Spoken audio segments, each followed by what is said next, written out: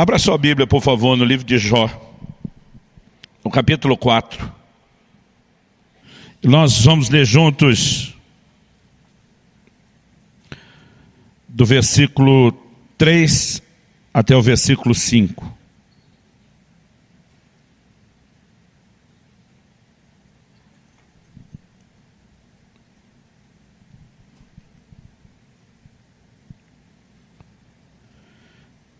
Eu vou ler o texto inicial na Nova Almeida atualizada, que diz: veja bem, você ensinou a muitos e fortaleceu mãos cansadas. As tuas palavras sustentaram os que tropeçavam, e você fortaleceu joelhos vacilantes. Mas agora, quando chega a sua vez, você perde a paciência, e ao ser atingido, você fica apavorado. Nesse momento difícil da vida de Jó, seus amigos o rodeiam. A Bíblia diz que permanecem por vários dias sentado, ao lado de Jó em silêncio. A ideia e a intenção é trazer consolo. Em alguns momentos eles falam a verdade, põem o dedo na ferida. Em outros momentos, de forma equivocada, eles acabam julgando Jó, e Deus não gosta da forma como isso acontece. No entanto, acredito que nenhum de nós vai questionar a verdade dessas palavras de Elifaz, um dos amigos de Jó. Ele começa destacando o nível de desânimo a que Jó havia chegado, o nível de desencorajamento que ele estava experimentando. E é o que eu e você precisamos entender, e esse é o assunto da minha conversa hoje, lidando com o desencorajamento. Eu e você precisamos entender que isso é algo que acontece ao ser humano de uma forma geral. Mas nós precisamos entender que isso não acontece com alguém apenas porque essa pessoa esteja numa espécie de problema espiritual, ou porque não esteja bem com Deus. A palavra de Deus nos mostra, gente séria com Deus, conectada com o Senhor, tendo que lidar com o desânimo ou o desencorajamento. E a palavra de Deus nos mostra também que esse não é um assunto sem importância. O próprio Jesus usa a frase: tende bom ânimo. É lógico que muitas vezes isso pode acontecer num contexto de problemas. A maioria de nós não fica desanimado quando está no auge, vivendo tudo do bom e do melhor. E as situações que geram esse tipo de reação em nós, mas o Senhor Jesus nos ensinou: no mundo tereis aflições. Ele diz: mas tende bom ânimo. Em outras palavras, ele estava dizendo: não deixe as circunstâncias ditar o seu ânimo. Há outra realidade que pode governar você. Mas quando eu olho para Jó, eu vejo aqui o perfil de alguém que sempre foi um encorajador. O texto, de uma maneira muito clara, diz: você ensinou a muitos, você fortaleceu as mãos cansadas, suas palavras sustentaram os que tropeçavam, você fortaleceu os joelhos vacilantes. Em outras palavras, se tem alguém que entende encorajamento, é tu, meu irmão. Você tem praticado isso, você tem sido um instrumento de Deus para levantar os outros. Ele diz: mas agora, chegando a tua vez. O versículo 5 de Jó, capítulo 4, na NVI, foi traduzido assim: mas agora que se vem dificuldade, você desanima. E a verdade é que quando o assunto é desânimo, ou desencorajamento, não importa o quão encorajador você já possa ter sido com qualquer pessoa à sua volta. Quando chega a sua hora e o seu momento, toda a teoria e o conhecimento que você tem, que muitas vezes já pode até ter funcionado para levantar os outros, você descobre que ele parece ter uma grande dificuldade de funcionar em seu próprio favor. E esse é o ponto que eu quero explorar para essa nossa conversa hoje. Eu sei que hoje é o Dia das Mães, parabéns para todas vocês. Eu tentei, gente, achar alguma mensagem de mãe para pregar. Eu acho que tem coisa que eu sou muito ruim. Eu não consegui achar. Eu falei: meu Deus, a Bíblia é tão grande, e não saiu nenhuma mensagem. Mas eu creio que Deus tinha um outro plano e um outro propósito. E que essa manhã não será só uma manhã de instrução, orientação, mas eu creio que será uma manhã de socorro e intervenção de Deus. Eu creio que você está num ambiente profético, de ação do Espírito Santo, de intervenção de Deus, onde a palavra pode te tocar de uma forma como você nem imagina. Seja esse o seu momento ou não. Eu quero chamar a sua atenção aqui para essa verdade que a palavra de Deus nos mostra e nos revela. Eu olho para Jó e descubro que Jó, à semelhança de outros homens e mulheres de Deus na Bíblia, era gente parecida comigo e com você. Nós muitas vezes funcionamos como encorajadores dos outros, até que chega o nosso momento. Nós sabemos que não é correto estar desanimado, e é por isso que a gente tenta levantar os outros. Não apenas porque a gente se ama e se importa e quer ver mais do que uma cara triste, um sorriso, mas a gente sabe que é importante vencer o desencorajamento. Mas a verdade é que quando chega a nossa vez, nós nem sempre conseguimos saber como lidar com isso. A palavra de Deus nos diz, em Tiago, no capítulo 5 e no versículo 17, que Elias era homem semelhante a nós. Mas a Bíblia diz assim, sujeito aos mesmos sentimentos. E é quando eu leio essa descrição, que ele era parecido como eu e você, parecido com a gente, é quando eu leio essa descrição que eu começo a perceber, porque na verdade a Bíblia está dizendo que ele tem uma estrutura muito parecida com a nossa. E Elias, na minha opinião, é uma das pessoas da Bíblia que mais manifestaram a tal da bipolaridade. Uma hora ele está fazendo descer fogo do céu, vê uma nação inteira cair de joelhos gritando só o Senhor é Deus, vive um cenário de avivamento como poucos, mas daqui a pouco ele corre para uma caverna e ele pede para si a morte. O curioso é que a Bíblia diz que ele fugiu para aquela caverna porque Jezabel, a mulher de Acabe, do rei Acabe, ameaçou matá-lo. E a Bíblia diz que ele fugiu para salvar a vida. Esse era o propósito da fuga e de se esconder na caverna. Mas quando chega na caverna, a Bíblia diz que ele pediu para Deus a morte. E é algo que me parece bem confuso. Se eu fosse Deus, teria dito para ele, então volta que Jezabel resolve o problema. Ela está tentando te matar desde o início, você não queria. Agora você quer morrer. Muitas vezes nós entramos nesse tipo de comportamento que nem a gente sabe o que a gente realmente quer. Agora, se acontece com gente como Elias, que tem a mesma estrutura, parecida comigo e com você, eu percebo que de alguma forma a palavra de Deus não está denunciando só a bipolaridade de Elias. Ela está denunciando também a nossa. Nós temos a inclinação aos altos e baixos. No entanto, nós precisamos entender como lidar com isso. Porque uma atitude correta diante de um momento de encorajamento, ela vai fazer toda a diferença. E uma atitude errada também fará toda a diferença. Porém, não para o bem, fará a diferença para o mal. Eu gostaria, já que nós estamos dando o exemplo de Elias, apesar de ter começado falando de Jó, eu gostaria que a gente pudesse olhar um pouquinho mais para aquilo que a palavra de Deus nos descreve a respeito do que aconteceu com o próprio Elias. Eu gostaria que você fosse comigo lá para o primeiro livro de Reis, no capítulo 19.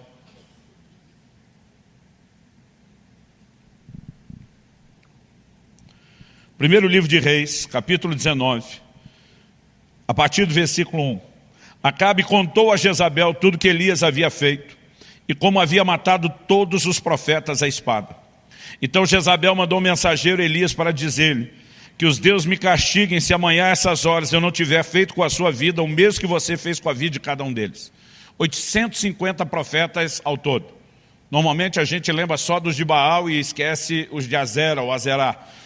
850 profetas, que serviam aos ídolos, aos falsos deuses, haviam sido executados depois daquele momento de arrependimento do povo e de volta do coração do povo para Deus. Agora, todos eles eram sustentados, promovidos por Jezabel. E agora Jezabel manda o recado, e o versículo 3 diz, Elias ficou com medo.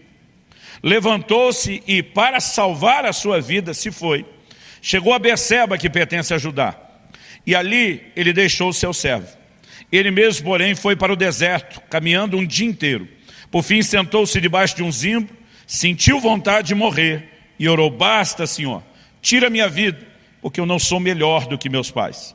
Deitou-se e dormiu debaixo de um zimbro, e eis que um anjo tocou nele e lhe disse, levante-se e coma. Elias olhou e viu perto da sua cabeça um pão assado sob pedras em brasa e um jarro de água. Comeu, bebeu e tornou a dormir. E o anjo do Senhor voltou, tocou nele e lhe disse, levante-se e coma, porque a viagem será longa. Então Elias se levantou, comeu e bebeu, e com a força daquela comida, caminhou 40 dias e 40 noites até Horebe, o monte de Deus. Ali entrou numa caverna onde passou a noite. E eis que a palavra do Senhor veio a ele e lhe disse, o que você está fazendo aqui, Elias? Ele respondeu: tenho sido muito zeloso pelo Senhor, Deus dos exércitos, porque os filhos de Israel deixaram a tua aliança, derrubaram os teus altares, mataram os teus profetas à espada, só eu fiquei, e eles estão querendo tirar-me a vida. Então foi-lhe dito: saia daqui e fique diante do Senhor no monte. Eis que o Senhor estava passando, e um grande e forte vento fendia os montes, quebrava as rochas diante do Senhor, mas o Senhor não estava no vento. Depois do vento houve um terremoto, mas o Senhor não estava no terremoto. Depois do terremoto veio um fogo, mas o Senhor não estava no fogo. E depois do fogo veio o som de um suave sussurro. Quando Elias ouviu isso, cobriu o rosto com o manto e, saindo-se, pôs-se à entrada da caverna. Ao que ele veio, eis que lhe veio uma voz e lhe disse: o que está fazendo aqui, Elias? Ele respondeu: tenho sido muito zeloso pelo Senhor, Deus dos exércitos, porque os filhos de Israel deixaram a tua aliança, derrubaram os teus altares, mataram os teus profetas à espada. Só fiquei eu, e eles estão querendo tirar minha vida. Então o Senhor disse a Elias: vá, volte ao seu caminho para o deserto de Damasco. Chegando lá, unja Hazael como rei da Síria, unja também Jeú, filho de Nimsi, como rei de Israel, e Eliseu, filho de Safate, de Abel-Meolá, como profeta em teu lugar. Quem escapar à espada de Hazael, Jeú matará. Quem escapar à espada de Jeú, Eliseu matará. E também concevei em Israel 7.000, todos os joelhos que não se dobraram a Baal, e toda a boca que não o beijou. Vamos olhar para esse texto com aquela mentalidade de o que podemos tirar daqui, o que podemos aprender com isso. Eu gosto sempre de lembrar que Paulo, escrevendo aos Coríntios, diz que essas coisas aconteciam a Israel e foram escritas para nosso exemplo, para nossa advertência. Então, quais são as lições práticas? Primeiro, o anjo de Deus acorda Elias e manda ele comer. Depois disso, Elias vai dormir. Então, a primeira lição é que é bíblico tirar um cochilo depois da comida. Segunda lição, o anjo acorda e ele diz: come de novo. Também é bíblico repetir. Um dia desse, estava em algum lugar, eu já tinha comido num prato que era suficiente para a refeição, a comida estava muito boa. Eu lembro que eu falei: vou comer mais um pouquinho. Alguém me deu aquele olhar de censura. E eu falei: está na Bíblia. Elias repetiu e foi o anjo de Deus que mandou. Aí a pessoa olhou para mim e falou: mas caminhou 40 dias só com aquela comida depois.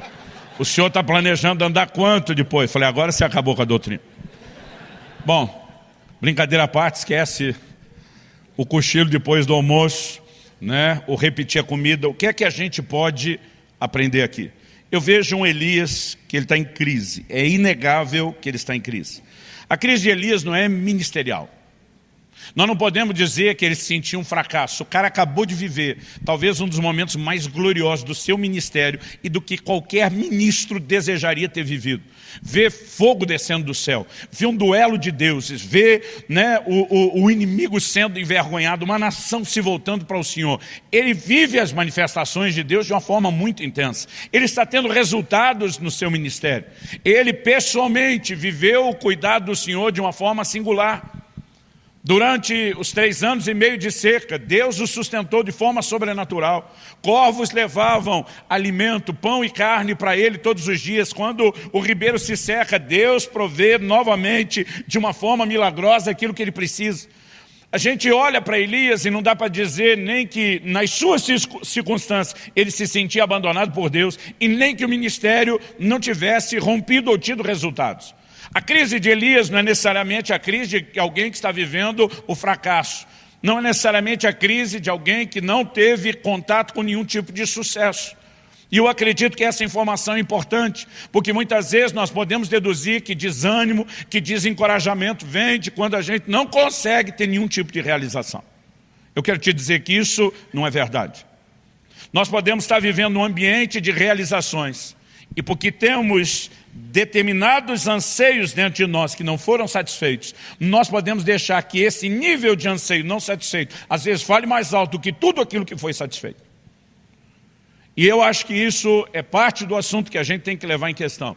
Porque se você está enfrentando momentos de desencorajamento, você precisa tentar enxergar com clareza o seu quadro e a sua situação. Eu olho e não vejo um Elias que está debaixo de estresse físico. Com a força daquela comida, o homem andou 40 dias. Ele está sobrenaturalmente sustentado. Então, a gente também não pode dizer que é meramente isso.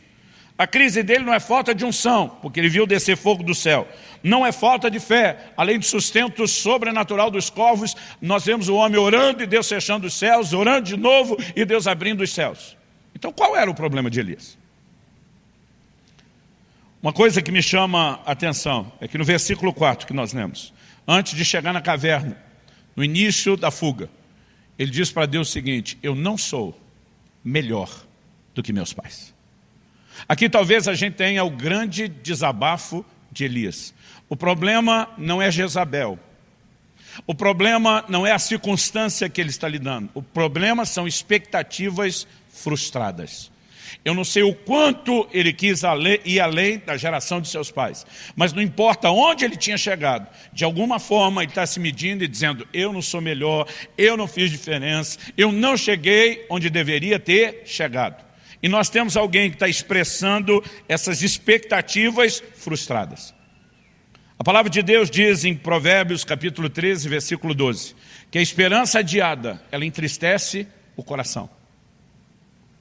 Aquele tipo de coisa que você espera e acaba nunca chegando.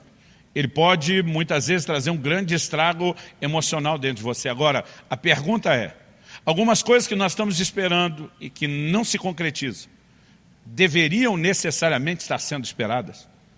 Há coisas que são parte de uma promessa de Deus, de um sonho que Deus colocou no nosso coração. Mas há coisas que a gente simplesmente decide que precisa delas, sem que Deus tenha nenhum tipo de compromisso com a nossa decisão. E muitas vezes a expectativa de não alcançar algo que nós queremos pode falar mais alto e estar vivendo tudo aquilo que Deus está despejando e derramando nas nossas vidas. O ser humano consegue ter essa capacidade de muitas vezes não se contentar com nada do que ele está alcançando. Quando a Bíblia fala sobre contentamento, ela nunca está limitando o assunto só a coisas materiais. Por exemplo, escrevendo aos Romanos, Paulo diz: não ambicioneis coisas altivas, mas acomodai-vos às humildes. Ali ele não estava falando só de quem deseja morar num triplex, numa baita de cobertura milionária. Ele está falando sobre pessoas que querem realização, que querem um lugar de conquista na vida, que querem reconhecimento muitas vezes. E nós precisamos entender quais são as nossas expectativas.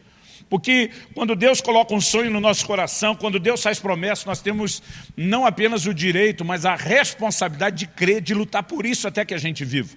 Mas há momentos onde Deus não falou nada a respeito de um assunto, não prometeu nada, e a gente enfiou na cabeça, encasquetou que a gente quer porque quer aquilo, e muitas vezes a frustração de não viver aquilo fala mais alto de toda a realização do que tudo que Deus está fazendo.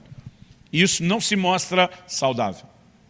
Uma das formas de perceber na nossa própria vida se estamos vivendo intensamente a frustração de algumas expectativas não cumpridas, falando até mais alto do que as realizações, é observar o nosso comportamento. É interessante que a palavra de Deus nos diz, aqui no versículo 3, que Elias, quando ele sai para essa jornada inicialmente de fuga, a Bíblia diz que ele para em Beceba, que pertence a Judá, e a Bíblia diz, e ali ele deixou o seu servo. Ele tinha um discípulo, ele tinha um servidor. Mas a primeira coisa que Elias fez, na hora que a coisa apertou, foi deixar quem podia estar ao lado dele, foi deixar quem poderia servi-lo, foi deixar a companhia e foi isolar-se. Uma das características de que eu e você estamos vivendo não um desânimo momentâneo. Às vezes nós temos isso. Acordamos uma certa manhã e o dia não parece colorido, ele parece branco e preto. Às vezes nós temos um momento. Mas um momento, como disse Efésios, o dia mau, aquele dia que está dando tudo errado, que você realmente percebe que tudo está fora do normal, ele pode simplesmente voltar ao normal no dia seguinte. Eu não estou falando de um desânimo ou de um abatimento momentâneo. Mas quando nós estamos vivendo um período de desânimo prolongado, mesmo no meio de conquistas e realizações, nós precisamos avaliar o nosso coração. E às vezes uma boa forma é analisar o comportamento. Quando a gente começa essa atitude de se isolar, de não querer estar junto, de não querer companhia, é um indício de que algo no nosso coração não está muito correto. A palavra de Deus diz, lá no livro de Provérbios, aquele que se isola, insurge-se contra a verdadeira sabedoria. Está buscando só o seu próprio desejo. Eu sei que pode haver momentos de isolamento com um propósito muito específico. Jesus vai 40 dias para o deserto a fim de orar, de jejuar, de buscar a Deus. Mas nós estamos falando de algo pontual, não de um estilo de vida. Nós estamos falando de algo que tem um propósito e se demonstra muito frutífero. Mas muitas vezes, quando simplesmente estar com os outros já não está nos fazendo bem, isso deveria ser um alerta de que algo no nosso coração merece a nossa atenção, merece o cuidado.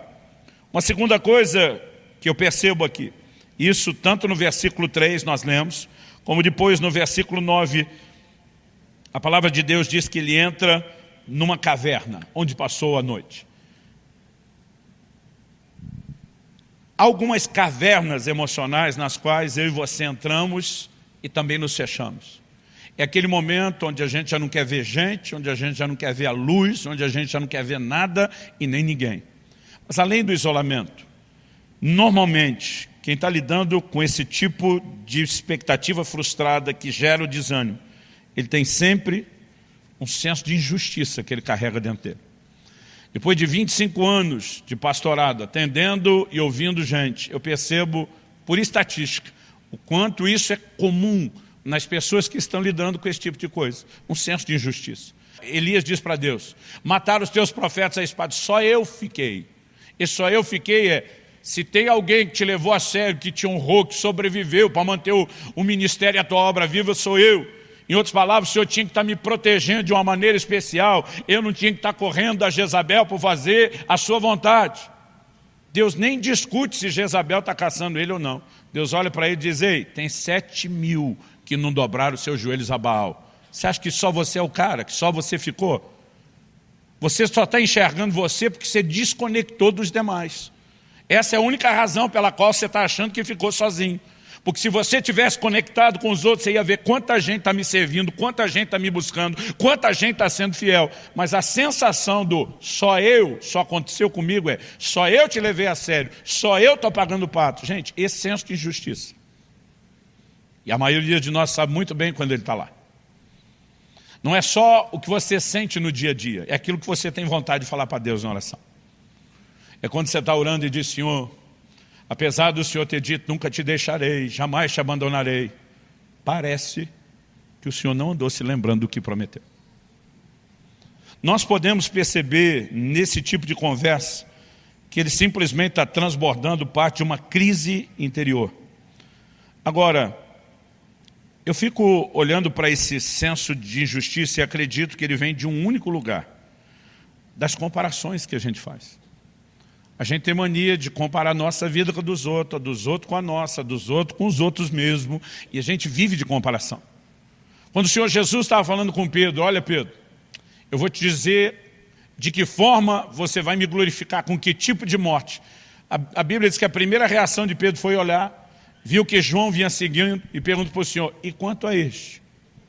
Em outras palavras o que vai ser dele? Jesus disse, eu quero que ele fique até que eu venha, o que te importa? Em outras palavras, isso lá é da sua conta, seu cabeção. Eu tenho um assunto com você, eu tenho outro com ele, eu tenho um propósito para você, eu tenho outro para ele. Mas nós temos essa inclinação, porque de alguma forma a gente quer sentir se a gente está sendo tratado igual aos outros. Eu lembro quando criança, eu sou de uma época onde refrigerante aparecia uma vez por semana, e não era nem por motivos de saúde, era por falta de recurso. Aparecia uma vez por semana, era a refeição do domingo. Era a época em que Coca-Litro era chamado o refrigerante família, porque o litro dava para todo mundo, hoje em dia malemar dá para uma pessoa. E quando chegava o dia que a gente tinha direito àquele refrigerante que raramente vinha, eu e meu irmão, a gente colocava o copo um do lado do outro. Mamãe tinha que servir, a gente ficava, colocou mais para ele. Era uma competição que só. Dá para entender, você vê crianças fazendo isso. Difícil seria entender adultos fazendo isso. Mas a verdade é que espiritualmente, muitas vezes, nós estamos agindo assim com Deus. O irmão foi um pouquinho abençoado. Em vez de você se alegrar com os que se alegram, você já começa a dizer, ei, eu.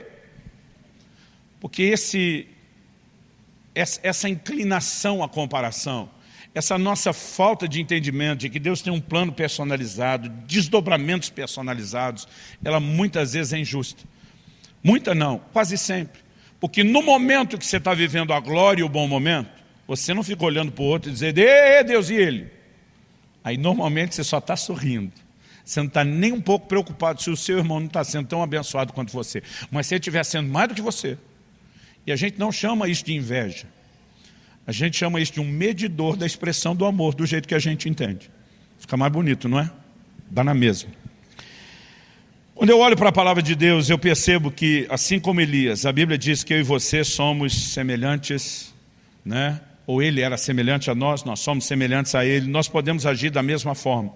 Agora, eu acredito que além de procurar entender qual a razão de eu e você estarmos lidando com algum nível de desencorajamento, nós precisamos também compreender como nós lidamos não só com a circunstância, mas com aquilo que Deus fala conosco.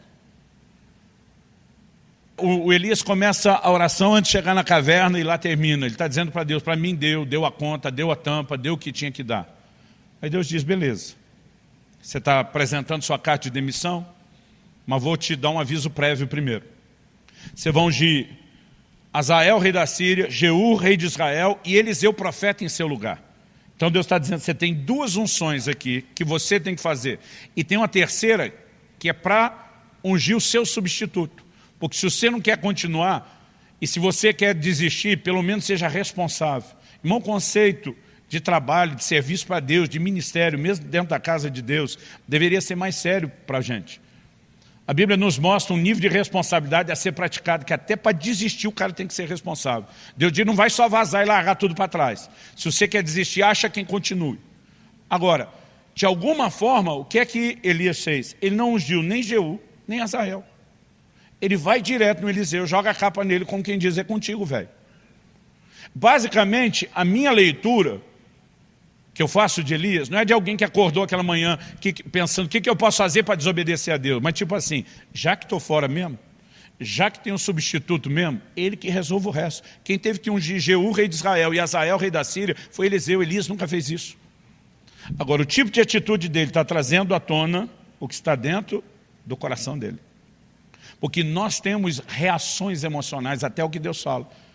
E se a gente começar a aprender a olhar para dentro de nós, nós vamos perceber quanta coisa que está dentro de nós e precisa ser resolvida. Nabucodonosor tem um sonho. Ele não lembra o sonho. Deus manda alguém para dizer se você sonhou isso, não só lembrar, e também interpretar. Se ele só interpretasse, o rei ainda poderia dizer, talvez seja coisa da cabeça dele. Mas como ele não lembra, e a pessoa conta exatamente o que ele sonhou, o rei sabe que Daniel não tinha como saber isso. Então, a partir disso, na interpretação, é lógico que a mensagem entra com toda a credibilidade. E aí Deus diz o seguinte, através de Daniel, que está diante do rei, diz, olha, você viu uma estátua com 4 tipos de metal, você é a cabeça de ouro. A estátua representava os impérios mundiais. O Senhor diz, você é a cabeça de ouro, mas depois de você virá um reino inferior ao teu. Nós sabemos que Babilônia foi o primeiro império mundial, mas foi sucedido pelos Medo-Persas. Mas haveria uma terceira mudança de metal. Os Medo-Persas foram sucedidos como império mundial pela Grécia, que por sua vez foi substituído por Roma. Antes de Babilônia, ninguém nunca dominou o mundo. Depois de Roma, ninguém nunca mais dominou o mundo. Naquela estátua que representava o império mundial, Deus diz, vão ter 4 reinados. Aí o Senhor está falando para o Nabucodonosor, você é a cabeça de ouro, mas você não vai ficar aí muito tempo não, daqui a pouco vão tomar o seu lugar. Se coloca no lugar do homem, que foi o primeiro a dominar o mundo. Você queria sim ser substituído? Capítulo 3 de Daniel começa logo depois dessa história, dizendo que ele mandou construir uma estátua. O que é que ele tinha sonhado? Com uma estátua gigante. O que é que ele mandou construir? Uma estátua gigante. Qual a diferença entre a estátua que ele mandou construir e a que ele sonhou? Que naquele sonhou, só a cabeça era de ouro. Agora ele manda fazer uma estátua inteira de ouro. O que você acha que ele está dizendo, consciente ou não? Para mim está dizendo, é ruim que eu sou a cabeça de ouro e você trocar depois. Eu sou a estátua toda, eu cheguei para ficar, daqui ninguém me tira. A reação dele ao que Deus falou não é muito difícil de perceber ou entender. Eu quero te perguntar, normalmente, quais são as suas reações ao que Deus está falando sobre você, a sua condição e o seu estado? Porque isso vai revelar mais a respeito de você e do estado do seu coração do que você pode imaginar. Não tem como Deus simplesmente tirar eu e você dessa crise, se nós não tivermos a capacidade de reagir de uma forma correta ao que Ele está fazendo. Mas já que nós falamos em crise, a segunda coisa que eu quero abordar aqui, depois de falar da crise de Elias, que é parecida com muitas vezes as nossas, é a forma de Deus agir em nossas crises? Em primeiro lugar, a gente tem que entender por que Ele deixa a gente passar por crise. Hebreus, capítulo 5, versículos 7 e 8, está falando de Jesus. E diz que Ele aprendeu a obediência pelas coisas que sofreu. Irmão, se Jesus, que era Jesus, tinha aprendizado a tirar do sofrimento, é sério que você se acha tão melhor do que Ele, dizendo, eu não preciso aprender nada no meio de nenhuma crise ou sofrimento? As crises que muitas vezes nos passam, esse sentimento, essa emoção de um abandono de Deus, na verdade são parte de um investimento, de um trato, de um projeto, de um processo de Deus para o nosso crescimento e para o nosso amadurecimento. Ninguém falou nenhum amém, ó, que coisa interessante. Eu olho para a palavra de Deus e eu fico também me perguntando, se eu e você escapássemos da possibilidade de qualquer crise, e aqui eu quero falar em especial, né? Sejam pais, qualquer nível de liderança que você vai exercer, sejam discipuladores, líderes de célula, né? Sejam pastores, pregadores, nós seríamos péssimos líderes. Porque a nossa capacidade de conectar com gente normal, que também vai passar por isso, ela estaria muito limitada e comprometida. Quando a Bíblia fala de Jesus como nosso sumo sacerdote, diz, nós não temos um sumo sacerdote que não possa se compadecer das nossas fraquezas. A Bíblia diz, porque Ele, a nossa semelhança, foi tentado em todas as coisas. Ou seja, Ele pode hoje nos socorrer, porque Ele sabe exatamente aquilo que nós enfrentamos, porque Ele enfrentou a mesma coisa na pele. Eu me lembro de um dia que Israel chega em casa, e eu já sabia pela linguagem corporal, pelo medo que ele estava manifestando de ter uma conversa comigo. Eu também tinha informação privilegiada da mãe, que acompanhava bem de perto ele na escola, e eu sabia que ia chegar uma nota vermelha no boletim. Eu me senti culpado, resolvi arrastar a família comigo para uma semana de ministrações no Nordeste, porque eu não queria estar muito desconectado deles, e aquela matéria que Israel perdeu naquela semana, quando ele chegou, mal deu tempo de recuperar, já teve uma prova surpresa, e ele acabou indo mal. Eu já tinha ouvido, para não dizer um sermão, as considerações da mãe pedagoga, a respeito do que eu tinha feito, e eu já sabia o que tinha acontecido. Mas Israel chega, ele está com medo. Dá para ver assim que ele, né, tremia feito vara verde, cabeça baixa, não conseguia me olhar, ele tinha uns 11 anos de idade. Eu falei, filho, o que está acontecendo? Que? Nada. Eu falei, filho, você não consegue esconder que você está apavorado para me contar alguma coisa. Eu acho que deve ter um boletim aí dentro da sua mochila, que você não sabe como entregar. Deus te mostrou, pai. Não, filho. Você revelou para mim tudo isso. Aí nós vamos conversar. Minha preocupação é aliviar a barra. Eu estou vendo o quanto aquilo está pesando. Eu lembro que eu olhei para ele e falei, filho, presta atenção, para. Antes da gente conversar qualquer coisa. Primeira coisa que você tem que saber. Suas notas são melhores do que as minhas eram. Sério, pai? Sério. Né? Naquele momento ele me olha com a cara assim, então você me entende. Falei, o problema é que sua mãe nunca tirou nota baixa na vida. Ela só tirava 9 e 10, então ela nunca vai te entender.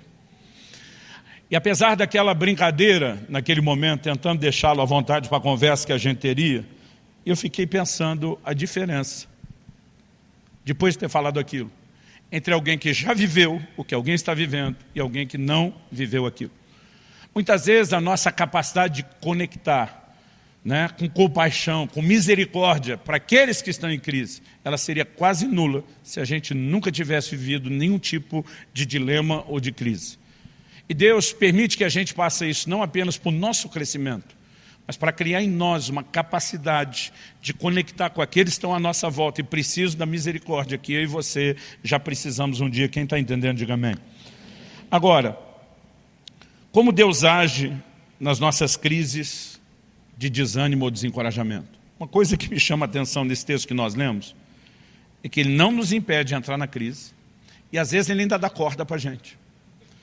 O Elias está correndo, aí ele para, e o anjo de Deus vem e dá uma comida. Ele come, dorme, o anjo acorda ele e diz, come de novo que você vai precisar disso. A jornada é grande. Aí ele anda 40 dias e chega na caverna. Quando ele chega na caverna, pergunta a Deus para ele, que fazes aqui, Elias? Nenhum momento Deus mandou ele ir para a caverna. Nenhum momento Deus mandou ele atravessar o deserto. Aquela decisão era de Elias. Mas Deus diz, já que tu decidiu viver esse negócio, eu vou pelo menos tentar te dar um gás para que você não morra no meio do caminho. Mas depois de chegar lá, o mesmo Deus que o sustentou no caminho pergunta: o que é que você está fazendo aqui? Em outras palavras, eu não te sustentei porque você precisava vir para cá. Eu só te sustentei porque eu não te abandono. Agora, quem tem que responder o que é que está fazendo aqui é você. Porque a escolha foi sua. Agora, muitas vezes, a gente consegue ter aquele tipo de gente que, além de estar correndo para fora do plano de Deus, ainda diz: não, mas Deus está abençoando, dirigindo, confirmando. Não, querido, Ele só não está te abandonando. Não significa que Ele está confirmando que você tem que se enveredar deserto adentro ou que você tenha que achar uma caverna. Aí Deus pergunta: o que é que você faz aqui? Elias conta uma outra história fazendo de vítima. Deus chega de novo e diz: o que é que você faz aqui, Elias? Em outras palavras, você não respondeu o que eu te perguntei. Porque esse tipo de resposta é importante. E quando eu olho esse perfil da ação de Deus, eu acredito que essa pergunta nos mostra que Deus não enviou Elias. Deus o abençoou, cuidou dele no caminho. Mas o profeta fez só o que Deus decidiu fazer. Aí Deus disse para ele: sai da caverna. Sabe o que Deus está dizendo? Eu me recuso a falar com você do lado de dentro. Eu posso ter apoiado você no sentido de não te abandonar até chegar aqui. Mas se você quer uma reviravolta, se você quer escutar minha voz, se você quer entender os novos desdobramentos, sai daí. Quem entrou na caverna foi você, quem sai é você. Eu não te tiro daí, sai. E é só depois que ele sai que Deus fala com ele lá. Nós precisamos entender que muitas vezes estamos vivendo o fruto das nossas escolhas, das nossas decisões. Ainda que elas foram ofuscadas por sentimentos, emoções erradas, bagunçadas, Deus está dizendo: começa a arrumar a bagunça que você fez, porque eu sozinho não vou fazer isso tudo por você não. Quem está entendendo, diga amém. Quem está pensando em alguém que tinha que estar aqui ouvindo essa mensagem, não diga amém. Nesse processo de Deus dizer para ele: sai, e a ordem que Deus dá para ele, olha aí comigo, deixa eu ver o versículo, estamos falando aí de 1 Reis 19, para quem esqueceu. No 11, Deus diz para ele: sai da caverna e fique diante do Senhor no monte. Depois no versículo 15, então o Senhor disse a Elias: vá e volte o seu caminho para o deserto de Damasco. Eu fico olhando para isso e a sensação para mim é de Deus dizendo, porque é o seguinte, Elias estava lidando com quem? Com Acabe e Jezabel, que eram reis do Império do Norte, do Reino do Norte, que era o Reino do Norte. Depois de Roboão, filho de Salomão, as 12 tribos se dividiram. Judá e Benjamim, que eram do sul, se uniram e formaram o Reino de Judá. E todas as outras 10 tribos formam o Reino do Norte. Quando a Bíblia diz que ele desceu a Berseba, que pertence a Judá, significa que ele sai do norte e desce para o sul de Israel. Agora Deus está dizendo: volta o caminho do deserto, que você vai para a Síria, que era ainda mais ao norte do que o lugar de onde ele veio. Deus está dizendo: toda essa caminhada no deserto foi à toa e desnecessária. Pega o caminho de volta. Vai andar tudo de novo. Interessante que agora a gente não tem informação se teve alimento especial para a jornada de volta. Mas tem uma ordem clara de Deus a respeito disso. Em outras palavras, Deus está dizendo: você é responsável por consertar as coisas e a própria bagunça que você fez. No entanto, mesmo Deus chamando a responsabilidade sobre Elias, dizendo: sai da caverna, Deus ainda fala com ele, se manifesta para com ele. E nós servimos a um Deus que não nos abandona nos momentos de crise, embora nos responsabiliza por aquilo que a gente está fazendo errado e pela necessidade que a gente tem de corrigir. Agora, uma coisa interessante nessa lição que Deus dá a hora que o Elias sai, é que a Bíblia diz que teve vento forte despedaçando rocha. Irmão, eu não consigo imaginar que tipo de vento é esse que quebra a rocha. Mas isso aconteceu. Teve terremoto, teve fogo. Agora, a Bíblia diz que Deus não estava em nada daquelas coisas. Quando eu e você estamos nesse lugar de isolamento e de crise, a gente acha que a única forma de sair é só com Deus fazendo coisas espetaculares, extraordinárias. A Bíblia diz que Deus não estava em nada daquilo, até que veio um cicio, um sopro, um sussurro suave. A Bíblia diz que Deus estava nele. Sabe o que eu entendo Deus dizendo? Não espere sair desse labirinto ou caverna emocional que você está, só quando eu estiver chacoalhando tudo à sua volta com o meu poder. Ele ia saber o que Deus podia fazer, ele já tinha vivido e experimentado isso. Mas Deus fez questão de dar um show pirotécnico, uma demonstração toda na frente dele, mas dizer: eu não estou nisso. Você quer o caminho de conserto para esse momento? ele não tem a ver com o extraordinário, ele tem a ver com o simples. É uma voz suave. Você tem que prestar atenção, você tem que conectar, você tem que decidir obedecer. E eu percebo que a maneira de Deus tratar com essas nossas crises tem muito mais a ver com um processo simples do que com o extraordinário. E muitas vezes nós não arredamos o pé do lugar porque achamos que está faltando mais barulho, está faltando mais terremoto, está faltando mais fogo. E Deus está dizendo, você só precisa escutar a minha voz suave. E ela tem o poder de te colocar nos eixos. Mas para a gente terminar, a verdade é que quase sempre, quando a Bíblia fala da gente tendo que lidar com esses dilemas emocionais, a Bíblia fala de uma responsabilidade que eu e você temos de nos fortalecer no Senhor. É lógico que existem coisas que Deus vai fazer por cada um de nós. Existem coisas que nós precisamos fazer em relação ao que Deus já nos disponibilizou. Em 1 Samuel, no capítulo 30, a palavra de Deus diz que Davi e os seus homens, que estão fugindo de Saul, se aliaram aos filisteus, que eram inimigos de Saul.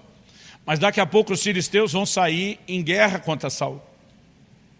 Davi se dispõe e diz, eu vou com vocês guerrear. Os capitães dos filisteus se olham entre eles e dizem, não vão levar um menino não. Ele é inimigo de Saul, é o cara que Saul mais procura, que é a cabeça dele, mas se ele tiver uma chance de tentar se redimir, ser aceito, é se virar contra a gente na guerra e tentar ganhar o coração de Saul. Não vamos levar esse cara em encrenca. Aí os reis dos filisteus conversam, dispensam Davi. Davi e os seus homens voltam para casa.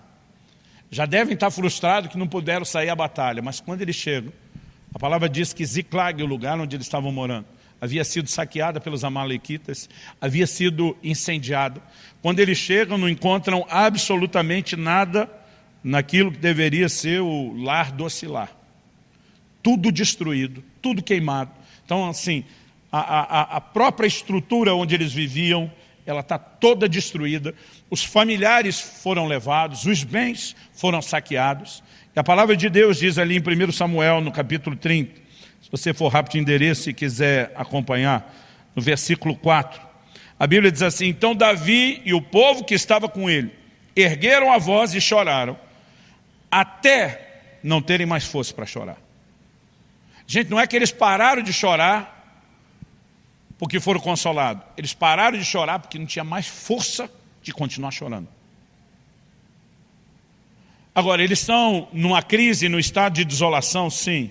Versículo 6 diz assim, Davi ficou muito angustiado, pois o povo falava de apedrejá-lo. Uma lição que aprendi cedo, você quer ser o líder, você vai pagar o pato por muita coisa. Porque quando as pessoas estão amarguradas, elas sempre têm que culpar alguém. E de repente eles começam a olhar para Davi e dizem, tudo isso é por causa de você. Foram eles que foram atrás de Davi, eles decidiram andar com Davi, né? Foi a dispensa de Davi que ainda dá tempo depois deles consertarem a situação, mas naquele momento ninguém entende, porque o coração deles estava amargurado. O versículo diz, pois o povo falava de apedrejá-lo, porque todos estavam amargurados, cada um por causa de seus filhos e suas filhas. E o texto diz assim, mas Davi se reanimou no Senhor seu Deus. Quando ele vê aquela turma já falando em apedrejar, ele disse, se eu não reagir, essa história vai acabar aqui, vai acabar da forma mais trágica. Há um momento onde a minha e a sua ficha tem que cair, de que nós temos que reagir, de que nós temos que decidir mudar e virar o jogo. E a Bíblia diz que ele se fortaleceu no Senhor. A tradução que eu estou lendo diz que ele se reanimou no Senhor. É possível você encontrar ânimo no Senhor, porque você decide buscar e encontrar isso. Quem está entendendo, diga amém. Agora, eu acho lindo nessa história, quando ele decide se fortalecer no Senhor, ele vai consultar o Senhor depois disso, ele faz 2 perguntas, e Deus dá 3 respostas. Dá uma olhadinha nesse texto aí de 1 Samuel 30. O texto diz assim, no versículo 7, disse Davi a Abiatar, o sacerdote, filho de Ameleque, traga aqui a estola sacerdotal. E Abiatar a trouxe a Davi. Gente, em momentos de dor, nós precisamos aprender a recorrer à presença de Deus. Por favor, diga amém. Verso 8, então Davi consultou o Senhor dizendo, devo perseguir esse bando? Conseguirei alcançá-lo? Então, em primeiro lugar, a gente tem que tentar alguma coisa? Sim. Se a gente tentar, nós vamos achar o bando? Ou vai ser um esforço inútil, perseguir gente no deserto que talvez não deixe o rastro? São as 2 perguntas que ele faz. O Senhor respondeu, 1, persiga o bando. 2, porque você certamente o alcançará. E 3, a pergunta que eu acredito que Davi não teve coragem de fazer: e libertará aos cativos. Eu acho que naquela altura do campeonato eles estão vivos, nós vamos recuperá-los. Essa é a pergunta que ele não tem coragem de fazer. Mas Deus se antecipa e diz: eu vou intervir. Irmão, normalmente nós atribuímos a Deus a razão de algumas desgraças, em vez de entender que Ele pode ser exatamente a solução para a mudança do quadro. E tem gente que nessa hora chora da vida, chora de Deus, chora do que perdeu e não reage. Agora, pessoas como Davi que nos ensinam que quando nós decidimos lutar, quando nós decidimos reagir, nós vamos ver esse Deus que nós estamos acusando de não ter protegido a gente, intervindo para que a gente recupere aquilo que a gente perdeu por nossas escolhas. Quem foi que disse que Davi tinha que sair e lutar contra Saul? O problema era dele com Saul, não era dele com toda a nação que ele ia governar. Não fazia o menor sentido Davi se dispor a lutar aquela batalha. E se não tivesse saído, não tinha Malequita que tinha enfrentado aqueles valentes e levado todo mundo. Mas normalmente, porque nós não resolvemos um tipo de problema, nós nos metemos em outro. Então ele está começando a ficar bronqueado e amargurado com o Saul que está perseguindo ele. Ele diz: quer saber, eu não vou mais só fugir, eu vou cair para cima, eu vou enfrentar, eu acabo com a raça do Saul. E ele deixa a casa descoberta e desguarnecida, porque não está sabendo lidar com outro tipo de problema. E agora ele tem um problema maior do que o primeiro. E aí, em vez de culpar Deus, de repente ele entende: Senhor, como eu posso consertar? Deus diz: já que você botou a cabeça no lugar, o bom senso e o juízo, e ativou a fé, bora, Davi, vamos recuperar o terreno perdido. E sabe, eu sinto que, embora isso seja uma orientação genérica que sirva para todo crente em qualquer tempo, em qualquer época, em qualquer lugar, há muita gente nesse dia que precisava ouvir de Deus essas coisas. Mas não apenas para que você saia daqui com instrução. Eu acredito que você está num lugar onde você pode se fortalecer na presença do Senhor. Eu quero que você se coloque em pé. A diferença entre o que acontece com Davi e Elias é que com Davi tudo voltou ao normal. Com Elias não. Elias transfere o que tem que transferir para Eliseu, decide encerrar as coisas o mais rápido possível. E o que me admira é Deus ter tirado Elias da terra com tanta honra. O que me faz entender, além do crédito, obviamente, que ele tinha, pelo tanto que ele tinha feito, que para Deus, quem nós somos, ainda é mais importante do que só aquilo que nós fazemos. O seu valor diante de Deus não é só pela sua mão de obra. Não é só porque Ele pode contar com você e com aquilo que você pode produzir. Ele te ama por quem você é, independente da sua produtividade. Eu tenho certeza que Deus esperava um pouquinho mais de Elias, porque ele não tinha terminado aquilo que Deus lhe havia designado. Mas eu acho uma coisa linda a forma como Deus simplesmente diz: eu não vou descartar, não vou jogar fora. Um dos filhos dos profetas, depois que Elias foi tomado, vem para Eliseu dizer: deixa a gente procurar o corpo. Ele só faltou falar, tipo o carioca da Baixada: tá maluco, meu irmão? Ele diz: não perca tempo procurando o corpo. E eles gastaram 3 dias. Para depois Eliseu falar que nem a mulher costuma falar ao seu marido: eu não te disse? Eu não te falei? O que Eliseu está tentando dizer para aqueles homens? Deus não vai pegar o servo dele e descartar como alguém faz com um copinho de plástico descartável desses depois de beber água. Deus não é assim. Deus não pega a história de alguém que serviu e simplesmente joga fora e descarta. Não funciona assim. E quando eu vejo o desanimado Elias sendo tratado por Deus, mesmo com esse tipo de honra, eu digo: Deus, o Senhor é fiel mesmo quando não somos. O Senhor é um Deus acima de qualquer suspeita, que merece o nosso amor, a nossa devoção. Mas a verdade é que nós precisamos entender esse Deus que é fiel, que se comprometeu dizendo: eu nunca vou deixar você. E se você encasquetar, feito um cabeçudo que tem que ir para o deserto e diz: ainda assim não te abandono, lá na frente eu vou mandar você pegar o caminho de volta, eu vou perguntar o que você fez, mas mesmo assim ainda seguro a onda, eu não te abandono no deserto. Quando o amor de Deus e o seu caráter começam a ser melhor entendido, isso nos sustenta em momentos difíceis. A mulher de Jó está tão apavorada do que está acontecendo, ela diz: amaldiçoa Deus e morre. Ele diz para ela: você fala como uma louca. Ainda que ele me mate, eu louvarei. O que é que Jó está dizendo? Ele está acima de qualquer suspeito. Pode parecer até que ele está tentando acabar com a nossa raça, e nós vamos louvá-lo. Porque ele sabe o que faz. A gente não sabe o que ele faz, mas ele sabe o que faz. Paulo dizia, eu sei em quem tenho crido. Eu gosto de dizer que a fé se apoia no caráter de Deus. No momento de emoções difíceis, não baseie sua fé e o seu relacionamento com Deus naquilo que você está sentindo. Baseie-se na revelação de quem Ele é, que já foi claramente explicitado na palavra de Deus para mim e para você. Mas a verdade é que todos nós vamos lidar com momentos de desânimo. E a pergunta é, o que é que nós vamos fazer com eles? Outro dia alguém me perguntou, pastor, eu acho que é mais fácil falar isso para o senhor, porque o senhor parece ser indesanimável. Falei, pergunta para minha mulher, porque ela já passou do meu lado. Todos nós já vivemos momentos de crise e dificuldade. Mas quando você olha alguém que já cresceu, às vezes você não consegue lembrar daquele histórico. Um dia meu filho, bem criança, ele falou, pai, a sensação que eu tenho quando eu olho para você é que você não tem medo de nada. Eu falei, por quê? Ele falou, porque você nunca demonstra medo. Eu falei, filho, deixa eu te explicar uma coisa, corajoso não é o que não tem medo. Corajoso é o que vence seus medos. Se você perguntar se o pai é corajoso, eu vou dizer sim.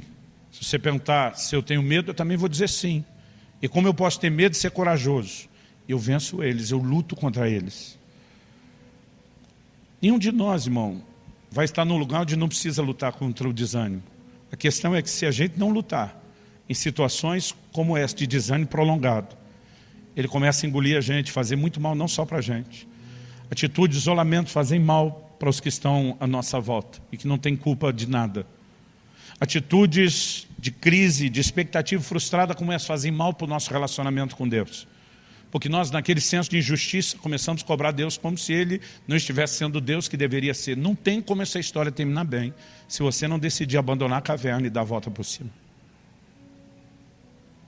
O cara que valorizava a vida e foge para salvá-la, daqui a pouco entra num nível tal nesse sentimento, que já não quer mais viver.